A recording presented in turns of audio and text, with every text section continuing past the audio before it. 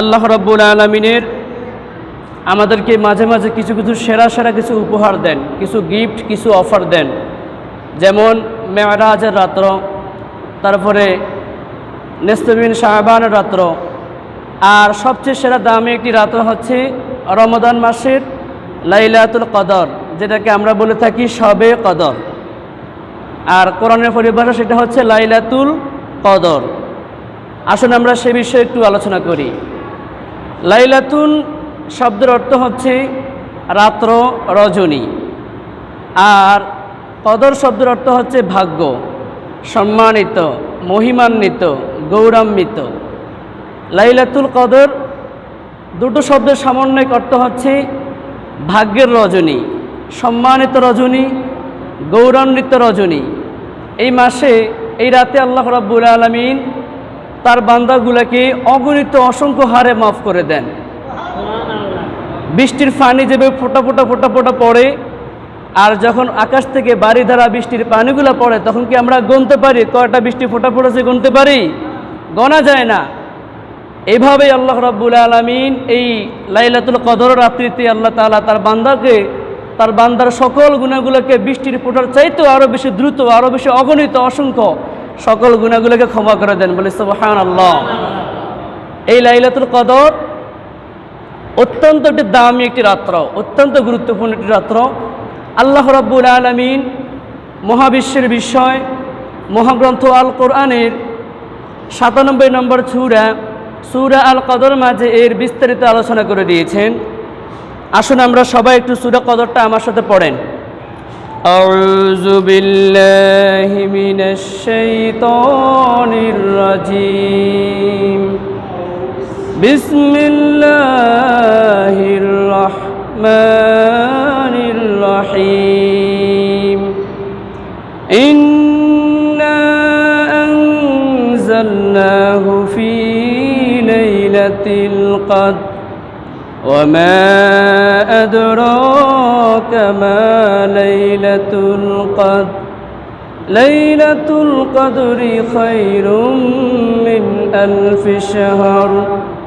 তানাজ্জালুল মালাইকাতু war রূহু ফিহা বিইذনি রাব্বিহিম মিন কুল্লি আমর। সালামুন হিয়া হাত্তা মাতলাইল ফজর। বিসমিল্লাহির রহমানির রহিম। In the name of Allah, the most gracious, the most merciful. আমরা সেই মহান রবের নামে শুরু করছি, যিনি অত্যন্ত দয়ালু এবং মেহেরবান। আমরা প্রথমে সূরা আল কদরের শাব্দিক সরল অনুবাদটা জেনে নেই। ইন্না আনজালনাহু ফি লাইলাতিল কদর। নিশ্চয় আমি মহাগ্রন্থ আল কোরআনকে নাজিল করেছি লাইলাতুল কদরে।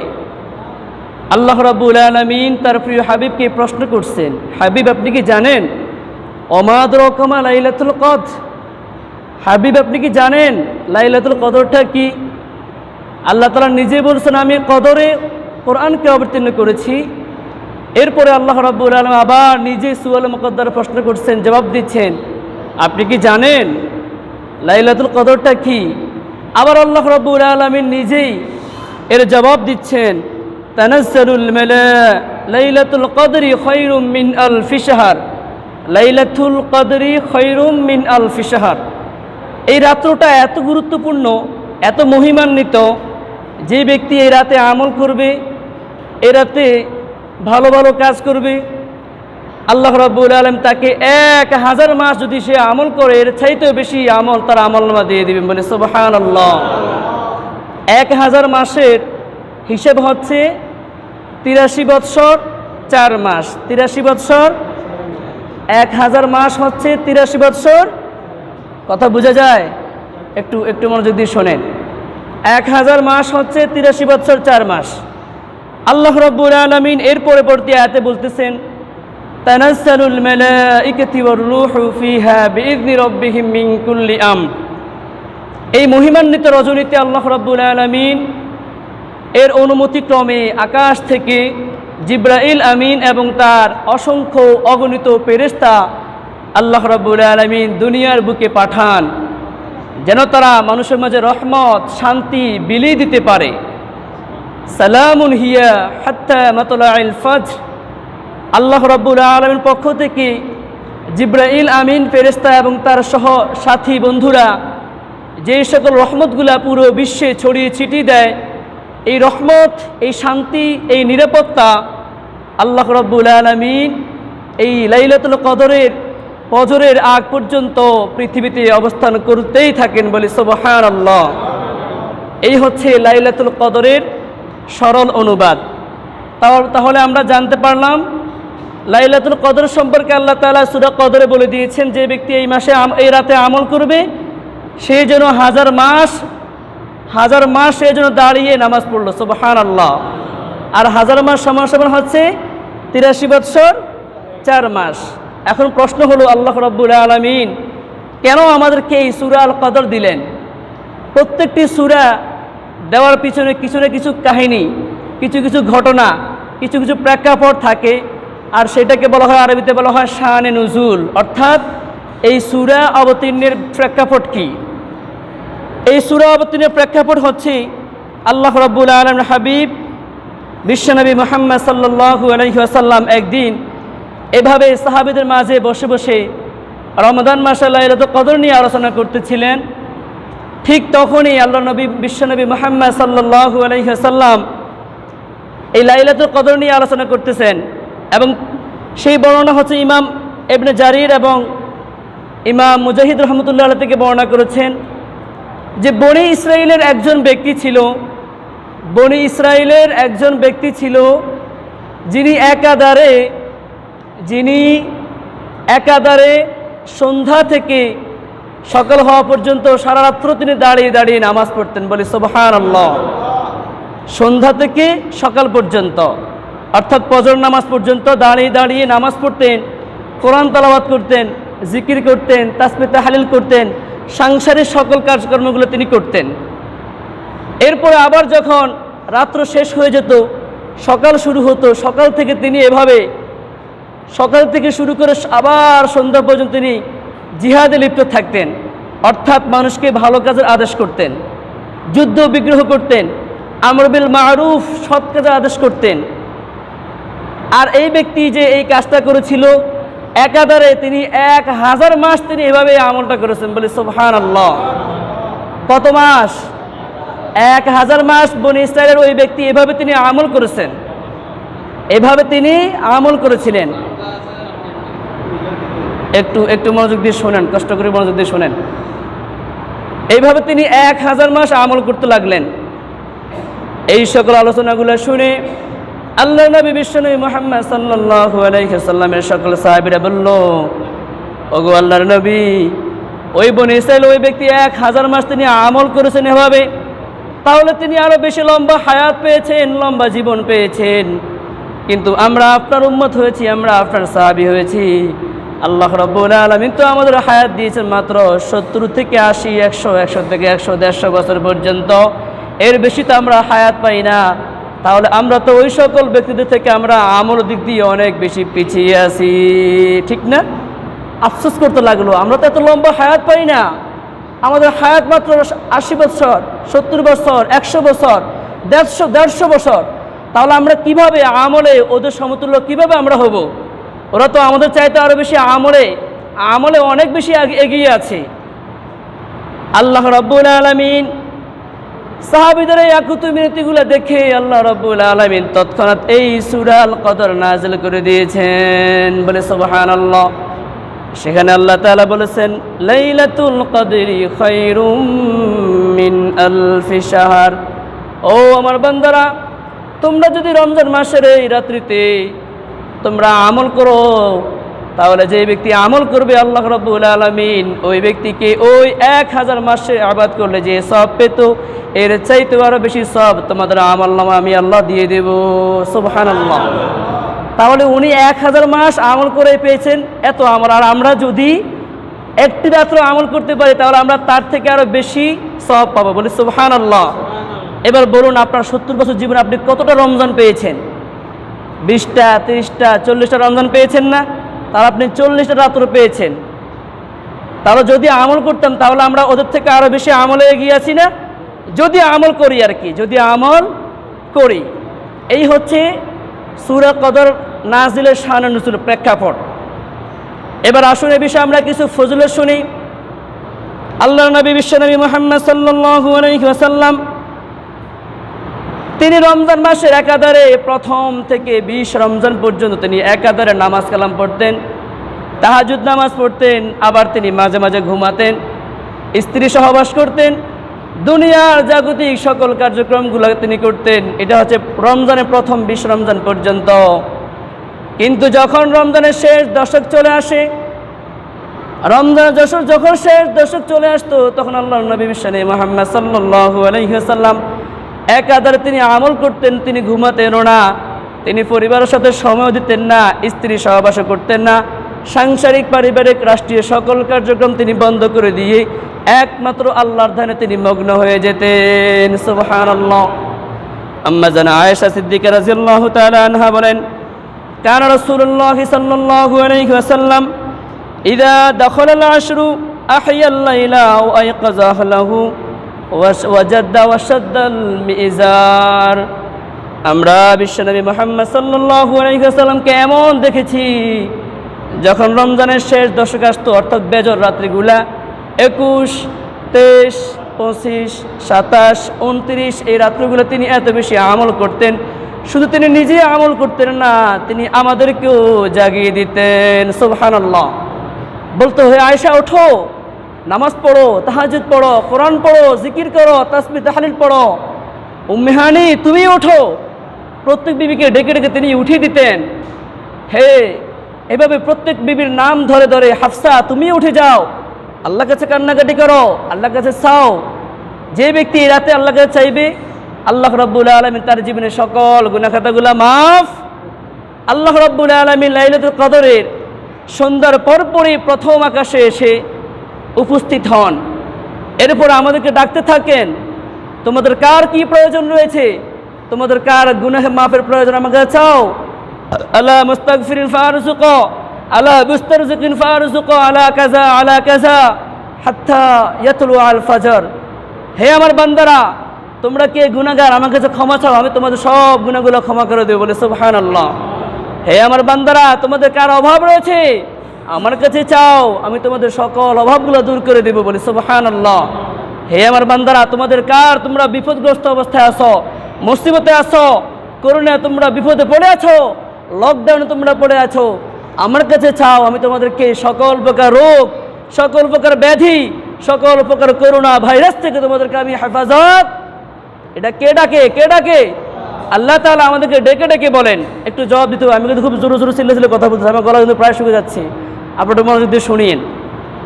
তাহলে আল্লাহর নবী বিশ্বনবী মুহাম্মদ সাল্লাল্লাহু আলাইহি ওয়াসাল্লাম রমজানের শেষ দশকে তিনি নিজেও নামাজ পড়তেন, তার পরিবার পরিজনকেও নামাজ পড়াতেন।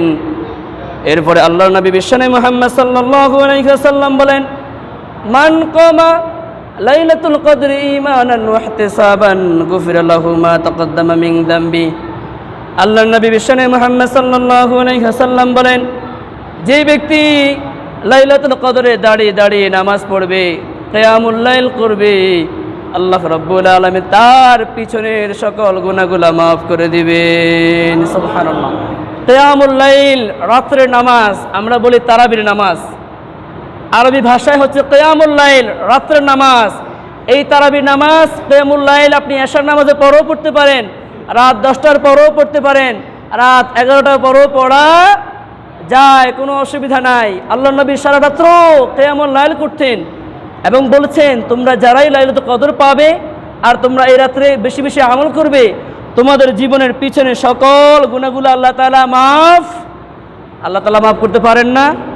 আমরা চাইতে পারি না, আমাদের চাওয়ার বড় অভাব, ঠিক না?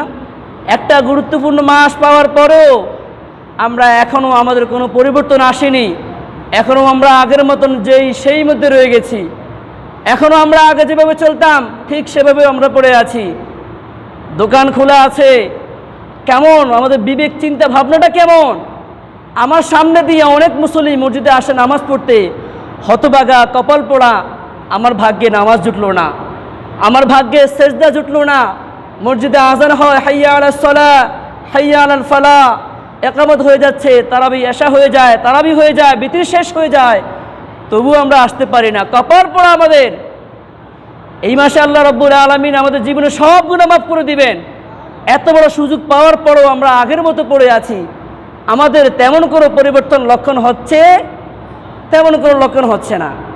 এবার আসুন, আমরা যে লাইলাতুল কদর আদায় করব, লাইলাতুল কদর যে আমরা পালন করব, সেটা কোন কোন রাত্রে করব, কোন কোন রাত্রে করব? আল্লাহর নবী বিশ্বনবী মুহাম্মদ সাল্লাল্লাহু আলাইহি ওয়াসাল্লাম বলেন, আল্লাহ রাব্বুল আলামিন লাইলাতুল কদর কবে সেটা আল্লাহ তাআলা আমাকে জানিয়ে দিয়েছেন এবং আমাকে তিনি দেখিয়ে দিয়েছেন। কিন্তু আমি যখন তোমাদের সামনে লাইলাতুল কদর ব্যাপারে তোমাদেরকে বলতে আসতেছিলাম, হঠাৎ আমি দেখতে পেলাম দুইজন ব্যক্তি ঝগড়াঝাটি করছে, দুইজন ব্যক্তি গাল মন্দ করতেছিলেন। আমি ওদের ঝগড়াকে বন্ধ করতে গিয়ে লাইলাতুল কদর কবে সেটা আমি ভুলে গিয়েছি। আল্লাহ রাব্বুল আলামিন সেটা আমাকে ভুলিয়ে দিয়েছেন। বিশ্বনবী বলেন, ইন্নী উরিতু লাইলাতুল কদরি সুম্মা উনসিতুহা ওয়া নুসিতুহা ফালতামিসুহা ফিল আশরিল আওয়াখির। আল্লাহর নবী বলেন, আল্লাহ তাআলা আমাকে লাইলাতুল কদর সম্পর্কে জানিয়ে দিয়েছেন, কিন্তু আমাকে আবার সেটা আল্লাহ তাআলা ভুলিয়ে দিয়েছেন। এরপরে আল্লাহ তাআলা আবার বলে দিয়েছেন, তোমরা বিশেষ করে রমজানের শেষ দশকের বেজর রাত্রিগুলো তোমরা লাইলাতুল কদর তালাশ করো। আর সেই বেজর রাত্রিগুলো হচ্ছে 21 তারিখ, 23 তারিখ, 25 তারিখ, 27 তারিখ, 29, এই 5 রজনীতে আল্লাহ রাব্বুল আলামিন আমাদেরকে লাইলাতুল কদর অর্থাৎ শবে কদর তালাশ করতে বলেছেন। আমরা করব তো ইনশাআল্লাহ? করার চেষ্টা করব তো। এই লাইলাতুল কদর যদি আদায় করি, পালন করি, আল্লাহ রাব্বুল আলামিন আমাদেরকে 1000 মাস সমান পরিমাণ সওয়াব দিন, বলে সুবহানাল্লাহ। এবার আসুন, আল্লাহ নবী বলেছেন প্রত্যেকটি রাত্রে লাইলাতুল কদর কবে ঠিক করে দেননি। কোন দিন হবে এটা কোনো ঠিক করে দেওয়া হয়েছে? ঠিক করে দেওয়া হয়নি। তবে সবচেয়ে গুরুত্বপূর্ণ হচ্ছে 27শে রজনী। কোন রজনী? 27শে রজনীর বিষয়ে আল্লাহর নবী হাদিসে বলেছেন এবং এর পিছনে একটা যুক্তিও আছে। সেই যুক্তিটা ইনশাআল্লাহ আমরা কোরআন থেকে বলবো। আল্লাহর নবী বিশ্বনবী মুহাম্মদ সাল্লাল্লাহু আলাইহি ওয়াসাল্লাম 23শে রমাদান, কত রমাদান? 23শে রমাদান তিনি মসজিদে গিয়ে নামাজ পড়তে লাগলেন। সকল সাহাবীদেরকে নামাজ পড়তে বললেন। তারা গভীর রাত্র পর্যন্ত নামাজ পড়তে লাগলেন। শেষ রাতে বিশ্বনবী বললেন, ও সাহাবীরা, আমরা যে লাইলাতুল কদর খুঁজতেছি সেই লাইলাতুল কদর আজকে হয়নি। আমরা সামনে আমরা লাইলাতুল কদর আদায় করব, আমরা সেটা খোঁজ করব। পরে আবার 25 রমজানে ঠিক একইভাবে সাহাবীদেরকে নিয়ে তিনি নামাজ পড়তে লাগলেন। ওই দিনও তিনি লাইলাতুল কদর পান নাই। এরপরে 27শে রজনী বিশ্বনবী মুহাম্মদ সাল্লাল্লাহু আলাইহি ওয়াসাল্লাম তার পরিবার পরিজন, স্ত্রী স্বজন সবাইকে নিয়ে এবং সকল সাহাবীদেরকে নিয়ে মসজিদে আসতে বললেন এবং সারা রাত তারা নামাজ পড়তে লাগলেন। সাহাবীরা অবাক হয়ে গেল। তারা নিজেরা বলাবলি করতে লাগলো, নবীজি এত আমল করতে লাগলেন, এত দোয়া করতে লাগলেন, এমন অবস্থা হয়ে গেছে মনে হয় যেন আমরা আর সেহরি খাওয়ার সুযোগ পাবো না। সাহারি খেতে হয় না রোজা রাখতে হলে? এত লম্বা দোয়া করেছেন, মনে হয় যেন আমরা সাহারি খাওয়ার টাইম হারিয়ে ফেলবো। এই হাদিস থেকে আমরা জানতে পারলাম, বুঝতে পারলাম যে প্রত্যেক রাতে লাইলাতুল কদর হবে, তবে সবচেয়ে গুরুত্বপূর্ণ হচ্ছে 27শে রজনী। নবী মুহাম্মদ সাল্লাল্লাহু আলাইহি ওয়াসাল্লাম বলেন, তোমরা প্রত্যেক রাত্রে লাইলাতুল কদর তোমরা তালাশ করো, তবে খবরদার তোমরা 27শে রজনীকে কখনো মিস করবে না। এবার আসুন, আমরা কোরআন থেকে একটি যুক্তি দিই। কোরআন থেকে একটি যুক্তি পাওয়া যায় লাইলাতুল কদরের বিষয়ে। ইমামে আবু হানিফা রহমতুল্লাহি আলাইহি এবং ইমামে আহমদ ইবনে হাম্বল রহমতুল্লাহ আলাইহি, এই দুইজন ইমাম খুব বড় বড় ইমাম তারা ছিলেন। তারা বলতেছেন যে শবে কদর লাইলাতুল কদরটা 27শে রজনীতে বেশি হওয়ার সম্ভাবনা আছে। কেন? এর যুক্তি হচ্ছে আল্লাহ রাব্বুল আলামিন সূরা কদরে মোট 3 বার কদর শব্দ এনেছেন। ইন্না আনজালনাহু ফি লাইলাতিল কদর ওয়া মা আদরাকা মা লাইলাতুল কদর, লাইলাতুল কদরি খায়রুম মিন আলফি শাহর। এই 3 বার আল্লাহ রাব্বুল আলামিন কদর শব্দকে এনেছেন। আর এই কদর শব্দের মধ্যে মোট 3টি অক্ষর আছে, কফ, দাল, র, 3টি অক্ষর রয়েছে। এই 3টি অক্ষরকে যদি আমরা 3 দিয়ে, 3টি অক্ষর, মোট অক্ষর 9টি, 3 তিরিকা 9, এই মোট 9টি অক্ষর আছে 3টি শব্দের মাঝে। এই 9টি অক্ষরকে যদি আমরা 3 দিয়ে গুণ দেই, 3 তিরিকা 3 নং 27, 3 নং। এই দৃষ্টিকোণ থেকে ইমাম আবু হানিফা, ইমাম আজম আবু হানিফা, ইমাম আহমদ ইবনে হাম্বল রহমতুল্লাহ তারা বলছেন যে লাইলাতুল কদরটা 27 রজনীতে হওয়ার সম্ভাবনা বেশি। এই জন্য খবরদার, তোমরা অন্যান্য রাত্রে মিস করলেও এই 27 রজনীতে তোমরা মিস করবে, মনে থাকবে প্রত্যেক রাত্রিতে আমরা খোঁজ করতে হবে, কিন্তু এই 27 তারিখে কখনো মিস করা যাবে না। এবার আসুন, আমরা যদি নেককার হতে চাই, বেশি আমল অর্জন করতে চাই, আল্লাহর কাছ থেকে অনেক জাযা পুরস্কার পেতে চাই, তাহলে আমরা এই 5 রজনী প্রত্যেকটা রজনীতে ইনশাআল্লাহ জাগতে হবে। যদি আমরা এই 5 রমজানে জেগে জেগে আমল করি, আল্লাহ তাআলা বলেছেন 1 রাত্রি আমল করলে 1000 মাসের থেকেও বেশি সওয়াব দিবেন। আর 1000 মাস হচ্ছে 83 বৎসর 4 মাস।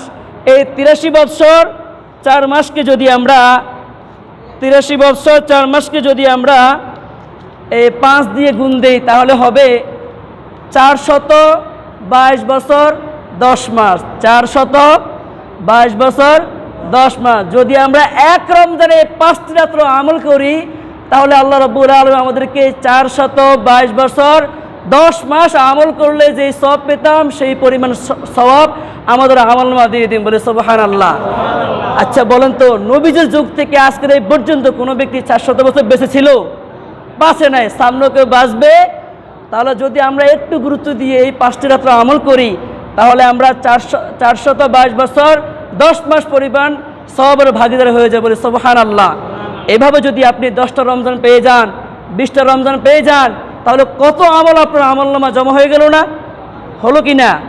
তাহলে এই কাজগুলো করতে হবে ইনশাআল্লাহ, আমরা সবাই করার চেষ্টা করব।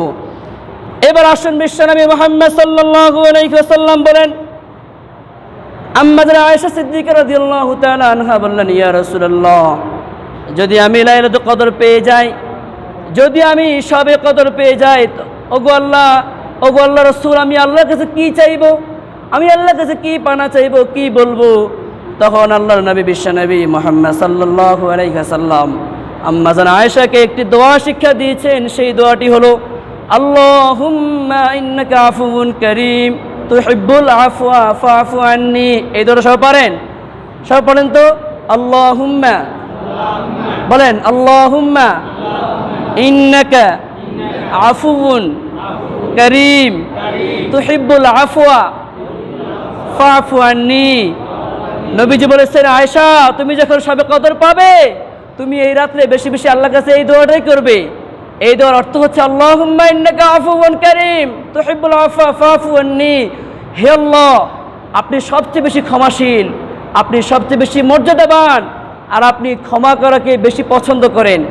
ওগো আল্লাহ, আমি তো গুনাহগার, আপনি আমার গুনাহগুলো মাফ করে দেন। এর চাইতে উত্তম দোয়া আর হতে পারে? এই জন্য নবীজি আয়েশাকে বলেছেন, তুমি এই রাত্রিতে বেশি বেশি করে এই দোয়াটা পড়বে, বলে সুবহানাল্লাহ।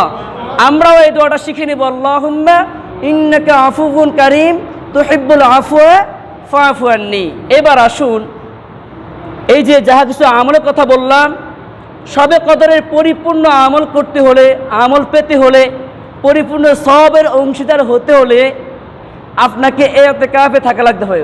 ইতিকাফে থাকতে হবে। যে ব্যক্তি ইতিকাফে থাকবে, ইতিকাফে অবস্থান করবে, ওই ব্যক্তি পরিপূর্ণ শবে কদরের সওয়াব পেয়ে যায়, বলে সুবহানাল্লাহ। ইতিকাফ কি আমরা থাকি না প্রত্যেক বছর? প্রত্যেক বছর আমাদের মসজিদে, আমাদের সমাজের মসজিদে, যে সকল মসজিদগুলো জুমার মসজিদ, ওই সকল মসজিদে আমরা ইতিকাফ থাকি। 3 জন 4 জন 5 জন আরও বেশি অনেকে থাকে। ইতিকাফ অর্থ হচ্ছে অবস্থান করা।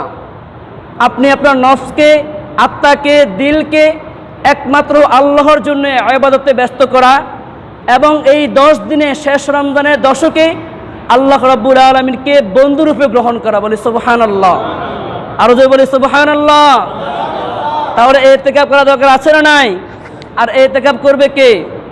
80 বছর বুড়া নাকি? এই ইতিকাফটা করবে কারা? 80 বছর বুড়ারা করব? সবাই করবে, নারী পুরুষ সবাই। মসজিদে এসে নারী পুরুষ সবাইকে ইতিকাফ করতে হবে। আল্লাহ নবীর সাথে তার স্ত্রীরাও মসজিদে এতেকাফ করতেন। তবে আমাদের সমাজে মসজিদে ওরকম ব্যবস্থা নাই বিদায় আমাদের মায়েরা এতেকাফ করবে তাদের ঘরের একটি রুমকে বেছে নেবে, ওই রুমকে ভালো করে পরিষ্কার পরিচ্ছন্ন করে এই শেষ দশকে তারা ওই ঘরের মাঝে এতেকাফ করবে, 10 দিন এতেকাফ করবে। এতেকাফ করলে পরিপূর্ণ লাইলাতুল কদরের সওয়াব আপনি পেয়ে যাবেন, বলে সুবহানাল্লাহ। আর সবচেয়ে গুরুত্বপূর্ণ পয়েন্ট হচ্ছে এতেকাফ করবে যুবকরা। কারা এতেকাফ করবে? এতেকাফ সবচেয়ে গুরুত্বপূর্ণ হচ্ছে যুবকদের জন্যে, কারণ যুবকদের গুনাহ করার ক্ষমতা থাকে, যুবকদের অন্যায় কাজ করার ক্ষমতা থাকে, যুবকদের আজে বাজে কাজ করার মতো সেই সামর্থ্য থাকে। ওই যুবক যদি মসজিদে এসে এই 10 দিন আল্লাহর রাস্তা যদি এই মসজিদে এতেকাফ করে, ওর এতেকাফ হবে সবচেয়ে স্বচ্ছ, সবচেয়ে সুন্দর, সবচেয়ে দামি, সবচেয়ে সেরা, বলে সুবহানাল্লাহ। আর বৃদ্ধ যারা তারা করতে পারবে, কিন্তু বৃদ্ধ থেকেও যুবকদের সওয়াব অনেক বেশি, ঠিক না? বৃদ্ধরা অনেক বয়স্ক হয়ে যায়, অজু থাকে না, ঠিকমতো গোসল করতে পারে না, পরিষ্কার পরিচ্ছন্ন থাকতে পারে না শারীরিক অক্ষমতার কারণে, ঠিক কি না? কিন্তু আমরা কি করি আমাদের সমাজে? আমরা সবাই টোটো কোম্পানি করি, ঘোরাফেরা করি, ব্যবসা বাণিজ্য করি, চাকরি বাকরি করি, এদিকে যাই ওদিকে যাই, আর মসজিদে আমরা একজন বৃদ্ধকে বসিয়ে দিই, 2 জন বুড়াকে বসিয়ে দিই। না, এটা ঠিক নয়। বৃদ্ধরাও বসবে, সাথে সাথে যুবকদেরকেও বসতে হবে, ঠিক না? আমাদের সমাজে এখন বর্তমানে অনেক যুবক আছে বেকার, লকডাউনের কারণে, করোনার কারণে তারা চাকরিচ্যুত, মানে চাকরি থেকে এখন অবসর আছে, ঈদের পরে আবার যাবে। এখন অনেকে ঘোরাফেরা করে এলাকাতে, রোজাও রাখেনি। অনেক যুবক ভাইরা আছে রোজা রাখে না, আসরের পরে আমরা ক্ষুধার যন্ত্রণায় হাঁটতে পারি না, আর হেরা মাঠে মাশাআল্লাহ কি সুন্দর বল খেলে না, গায়ে কি শক্তি, গায়ে কি জোর, রোজা রাখে না। এই যুবকদের উচিত, যারা এখন বাড়িতে অবসর আছেন, এই যুবকরা মসজিদে এতেকাফ করবেন। অনেক যুবক ভাইরা আছে রোজা রাখে না, ওই বাড়ি আম, ওই বাড়ি জাম, ওই বাড়ি ডাব, ওই বাড়ি পেঁপে, ওই বাড়ি কলা, এলাকার সব কলা চুরি করে খেয়ে ফেলে, সব আম এখান থেকে একটা ওখান থেকে একটা নিয়ে হেরা আমের ভর্তা বানায়। কি পেয়েছে রমজান মাসে, কি পেয়েছে তারা? অথচ এই দরকার ছিল এই মাসে যুবকরা বেশি বেশি রোজা রাখার, বেশি বেশি আমল করা, ঠিক না? কিন্তু এটা না করে, রোজা না রাখে ওর আম জাম কাঁঠাল এগুলো নিয়ে ব্যস্ত। এগুলো করা যাবে যুবক ভাই? এগুলো করা যাবে না, এগুলো করা যাবে না। এবার আসুন, এতেকাফ করা অবস্থায় আপনি কি কাজ করবেন? এতেকাফ করা অবস্থায় সবচেয়ে গুরুত্বপূর্ণ বেশি কাজ হচ্ছে নফল নামাজ পড়া। কি পড়া? সবাই বলেন, কি পড়তে হবে? বেশি বেশি নফল নামাজ পড়বেন, বেশি বেশি তাহাজ্জুদ নামাজ পড়বেন, কোরআন তেলাওয়াত করবেন, জিকির করবেন, তাসবিহ তাহলিলগুলো পড়তে হবে। আর যেটা করা যাবে না সেটা হচ্ছে অপ্রয়োজনে মসজিদ থেকে বের হওয়া যাবে, ইস্তেঞ্জা, ওযু, গোসল, প্রয়োজনীয় কাজকাম ছাড়া বিনা কারণে মসজিদ থেকে বের হওয়া যাবে। মন চাইলে বের হয়ে গেলাম, আবার ঢুকলাম, এটা করলাম ওটা করলাম, বাড়ি খবর নেই, এই করি সেই করি, এগুলো করা যাবে? আবার অনেক সময় দেখা যায় অনেক যুবক ভাইরা করে, অনেক বৃদ্ধরা করে, মসজিদে এসে এতেকাফে এসে মোবাইল চালায়, মোবাইল ইউজ করে, ফেসবুক চ্যাটিং করে, তারপর টিকটক দেখে, ইমুতে কথাবার্তা বলে, মেসেঞ্জারে কথাবার্তা বলে, বন্ধুকে ফোন দিয়ে বলে, বন্ধু আমি তো এতেকাফে আছি। আমি কোথায় আছি? এতেকাফে আছি। বন্ধু বলে, ধুর ভণ্ড, ধুর বাটপার, তুই বুঝি এতেকাফে যাবি? তখন বন্ধুকে বিশ্বাস করার জন্য সেইভাবে সেলফি তোলে, মসজিদে শুয়ে সে সেলফি তোলে আর বলে, দেখ আমি এখন এতেকাফে আছি, দেখ এই মসজিদে মিম্বার, এই দেখ মসজিদে মিম্বার চলতেছে, আমি এতেকাফে আছি। এইসব কাজ করা যাবে? এগুলো সব অপ্রয়োজনীয়। এই সকল ফেসবুক চ্যাটিং প্যাটিং কিচ্ছু করা যাবে? কোনো সেলফি তোলা যাবে না, অপ্রয়োজনীয় কথাবার্তা করা যাবে না। অনেক মুরব্বীরা আছে এতেকাফে এসে ওই বাড়িতে খোঁজখবর জিজ্ঞেস করে, আমার ছাগলটা কই আছে, গরুটা বাঁধছুনি, এটা করছুনি, ওইটা করছুনি, মেয়ের জামাইরে দাওয়াত দিছুনি, মেয়ের বাড়িতে তুমি সেমাই ইফতারি পাঠিয়েছো কিনা, এই সকল আলাপচারিতা করা যাবে? এগুলো আপনাকে আগে সেরে ফেলতে হবে। কাকে দাওয়াত দিবেন, কোন জায়গায় কী পাঠাবেন, কী করবেন না করবেন, ওগুলো আগে সেটিং করে আসবেন। আর কিছু কিছু কাজ করতে পারবেন গুরুত্বপূর্ণ, যেমন আপনার কোনো বন্ধু অসুস্থ, রোগা হয়ে গেছে, আপনি তাকে দেখতে যেতে পারবেন। যদি আপনি তাকে দেখতে না যান, তাহলে আপনার বন্ধু মনে কষ্ট পেতে পারে যে আমার কাছের বন্ধু, নিয়ারেস্ট বন্ধু, সে আমার দেখতে আসলো না।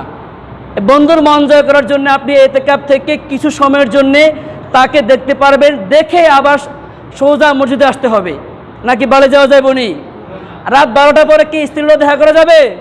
মেলামেশা করা যাবে? এই সব এগুলো কিন্তু হাদিসের কথা, আমি যে এগুলো বানায় বলতেছি না, এগুলো সব কথা আসছে, এগুলো আজকে আমি নোট করে আনছি, এগুলো সব হাদিসের কথা। এরপরে যদি কোনো ব্যক্তি মারা যায়, আপনার কোনো আত্মীয় স্বজন মারা যায়, তাহলে আপনি জানাজার নামাজ পড়ে দাফন করে শর্টকাট করে আবার মসজিদে চলে আসতে হবে। ওখানে আবার অপ্রয়োজনীয় কথাবার্তা, শোরগোল, আড্ডাবাজি করা যাবে না।